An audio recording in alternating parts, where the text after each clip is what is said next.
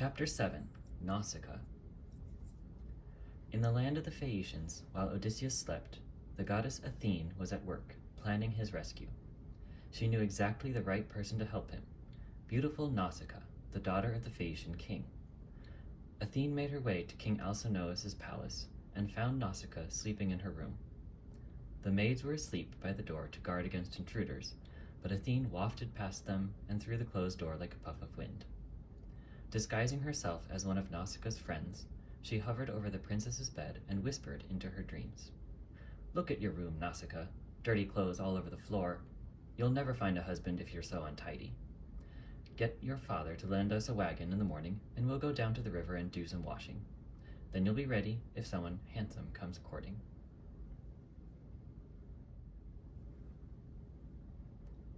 Athene knew that would get Nausicaa hurrying down to the river, and the washing pools were right by the place where Odysseus was hiding. Smiling to herself, the goddess flew back to high Olympus. As rosy-fingered dawn lit up the sky, Nausicaa awoke and remembered her dream. Quickly, she dressed and went to find her father. "Please lend me a wagon," she said to King Alcinous, "to go down to the washing pools.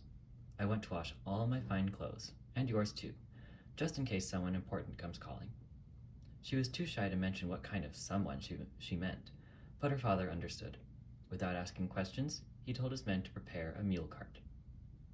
Nausicaa went all around the palace, collecting armfuls of beautiful, brightly colored clothes. She packed them into the cart, and her mother filled a box with food and wine. "Enjoy yourselves," she said.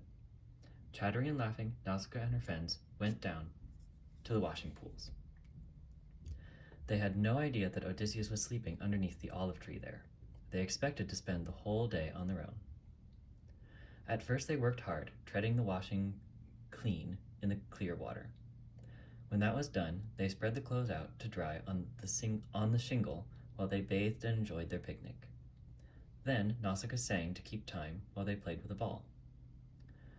The clothes were dry and the girls were about to pack up and go home when Nausicaa threw the ball for the last time. One of her friends reached out to catch it and missed. It slipped into the river, and they all shrieked loudly. The noise awoke Odysseus. He opened his eyes and sat up, instantly alert. Who were the people he could hear down by the river? Were they friendly or hostile? Human beings or gods? He was in no state to meet strangers, but he had to find out. He crawled out of his hiding place, breaking off a leafy branch to hide his nakedness, and holding it in front of him, he walked down to the river.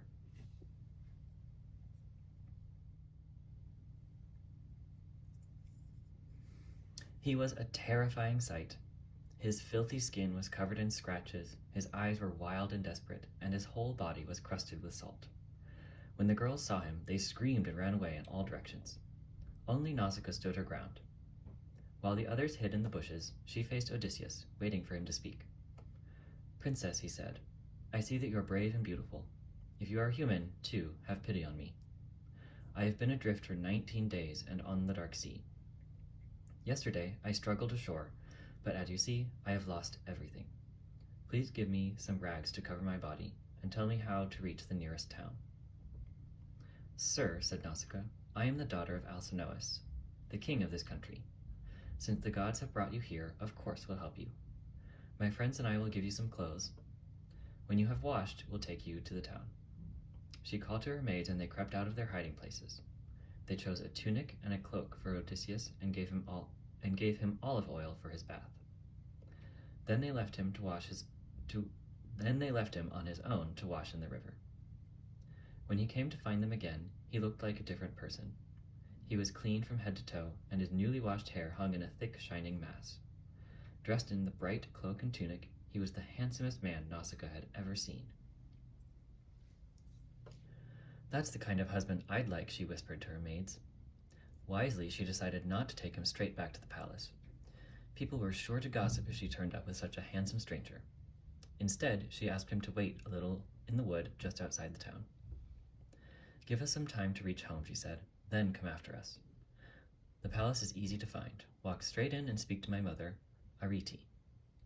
She'll be sitting by the fireside, spinning purple yarn. Fling yourself at her feet and ask for her help. If you win her over, she'll make sure you get home safely."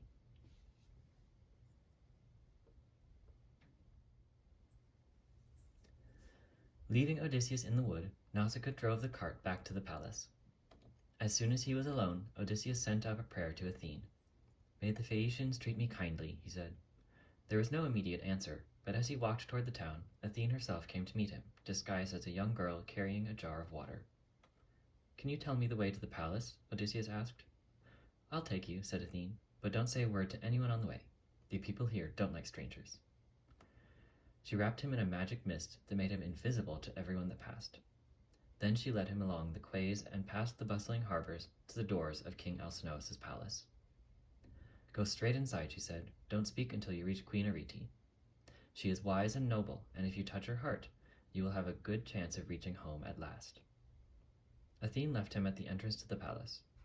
For a moment, Odysseus stood still, staring up at the massive golden doors on their posts of silver. Then he stepped through into the great hall.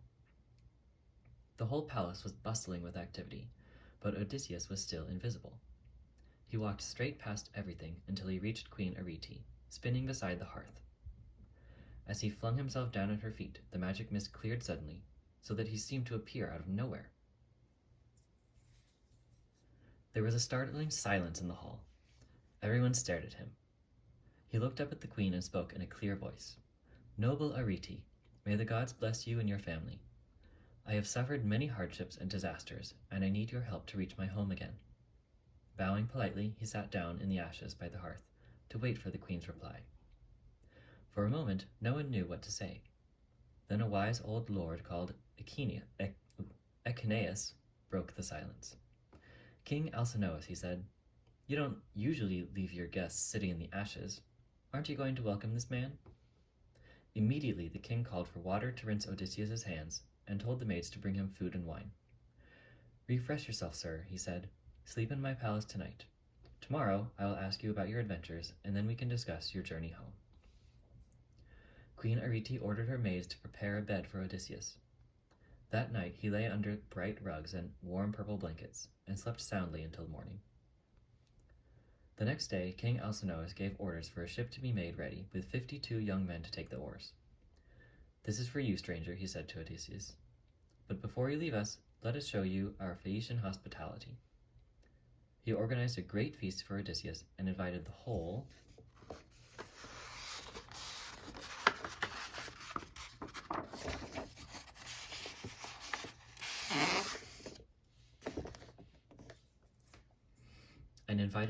town. When everyone had eaten, the blind poet Demodocus took up his lyre and began to sing a story of the Trojan War. Odysseus was cut to the heart, remembering his friends who had died in that war. King Alcinous saw his sad face, but he didn't ask any questions. Instead, as soon as the story was finished, he stood up and stepped back from the table. "You have shared our feast," he said to Odysseus, "and heard our great poet sing. Now come and see how good our sportsmen are." They flocked out of the palace, and all the young men started jumping and running. They set up wrestling matches and competed at throwing the discus. Everyone took part, including Prince Laodamas, Nausicaa's brother. "And how about you, sir?" he said to Odysseus. "Would you like to share our sports?" Odysseus shook his head. "Not after all I've been through. I need my strength for traveling home." One of the other young men looked him up and down rudely. "You don't look like much an athlete," he said. Odysseus was annoyed. "I used to be one of the best," he said sharply. "Let me show you what I can do, even now." He jumped to his feet and seized the biggest, heaviest discus. This is a discus. Swinging his arm back, he flung it with all his strength, making the Phaeacians duck as it went flying over their heads. It was a huge throw, beating all the other attempts. Odysseus watched it land and then turned to face his hosts. "Is that enough?" he said. "Would you like me to throw again? Or does one of you want to challenge me to a boxing match? I can wrestle and run too, and I'm a better archer than anyone else on earth. How else would you like to test me?" "Noble guest," said King Alcinous, "you have proved yourself already. I don't know who you are, but you're just the kind of man I'd like my daughter to marry." Odysseus shook his head, smiling. "She is a beautiful, wise girl, but I have a wife already, and a son too. I must go home to them." We'll send you on your way very soon," said Alcinous. But first, there are gifts we want to give you. He led Odysseus back into the palace and presented him with a bronze and silver sword. The Phaeacian lords added so many other treasures that Alcinous had to provide a great wooden coffer to hold them all. Then they enjoyed a second feast together.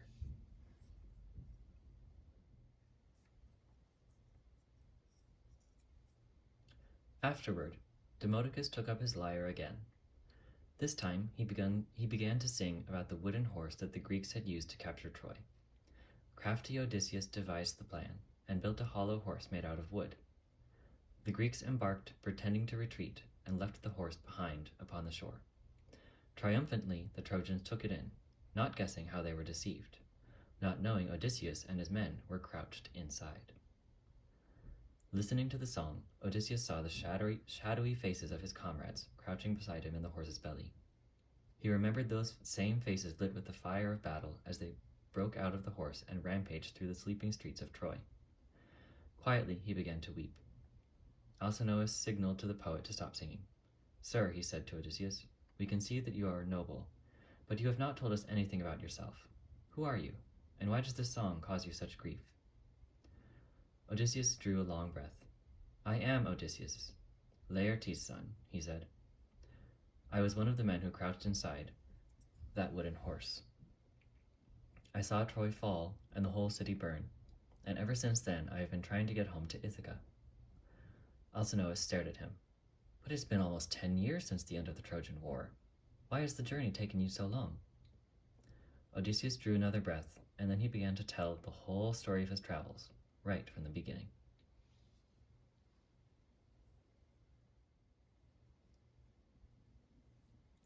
Meanwhile, in Sparta, Telemachus was also listening to the stories about his father's adventures. "Odysseus is so clever," Queen Helen said. "Once he disguised himself as a slave in filthy rags and sneaked into Troy to find out the Trojan secrets." "If he was so clever, why couldn't he save himself?" said Telemachus miserably. "He's dead, and our house is full of vile men who want to marry my mother." "He's not dead," said King Menelaus. "I know that for certain." Telemachus caught his breath. "Tell me," he said, "how do you know?" "When I was sailing back from Troy," said Menelaus, "my ships were becalmed in Egypt for 20 days. They would still be there if I hadn't been helped by a nymph, the daughter of the old man of the sea. She took pity on us. 'My father knows how you can get home,' she said, 'but he won't tell you unless you catch him. And you can only do that in the evening when he comes out of the water to tend his seals. You must hide on the beach and seize him while he's counting them. Then you must hold him tightly until he stops, changing his shape.'" "How can anyone hide on a beach?" Telemachus said. Menelaus smiled ruefully. "There was only one way. 4 of us disguised ourselves in seal skins and lay on the beach with all the other seals. The stench was dreadful, but the plan worked. When the old man came to count his seals, we grabbed him and held him fast while he struggled to escape. He changed into a lion and then a snake. After that, he became a panther, then a giant bear. But the 4 of us clung on tightly through it all, even when he transformed himself into running water. Finally, he was too exhausted to change any more. He returned to his own shape and told us how to reach home. And I asked him about all my comrades from Troy." "Even my father?" said Telemachus. Menelaus nodded. "I asked if he was dead. 'Not dead,' said the old man, 'but trapped on Calypso's island, with no ship to take him home.'" "Where's that island?" Telemachus asked eagerly. Menelaus shrugged. "Only the gods know where," he said.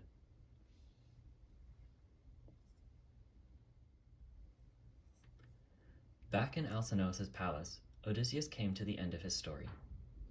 When he stopped speaking, there was silence in the great hall. "You have been through great suffering," Alcinous said at last, "but your journey is almost over. A ship is ready for you. At sunset, it will leave for Ithaca." When the sun sank below the horizon, Odysseus thanked Alcinous and Arete for their help. Nausicaa came down to the harbor to say goodbye. "Good luck go with you, my friend," she said. "Do not forget me when you come to your own country." "How could I forget you?" Odysseus said. "You gave me back my life. If I reach Ithaca, I will thank you every single day. I will think of you every single day." As the stars began to come out, he boarded the ship, taking all the treasures the Phaeacians had given him. The oarsmen spread rugs in the stern so that he could sleep while they were traveling. All through the night, the ship sped over the ocean like a falcon. When the morning star rose, it was close to Ithaca, and Odysseus was still sleeping soundly. The sailors didn't wake him. They lifted him carefully and took him ashore, laying him down on the sandy beach. His treasures were heaped up in the shade of an olive tree, where they would be safe until he awoke. He was still fast asleep when the ship set off back to Phaeacia.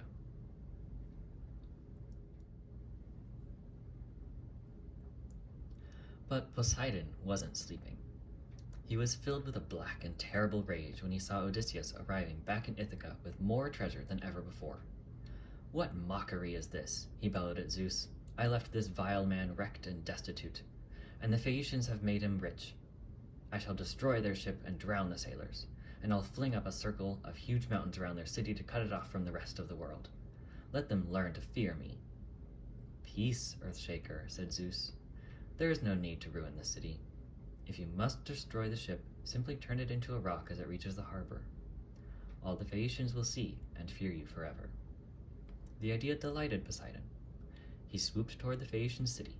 As everyone on shore watched the ship approach, he struck at it with his hand, turning it to stone. Immediately it stopped, rooted to the bottom of the sea. The watchers on the shore didn't realize what had happened. Only King Alcinous understood. "We have angered Poseidon," he said. "This Odysseus whom we helped is under his curse. We can't save him from that, but we can pray for Poseidon's forgiveness on our city." They made a great sacrifice of bulls to Poseidon, and he relented and made peace with them. But every time they saw the stone ship outside the harbor, they pitied Odysseus for having such a powerful god as his enemy.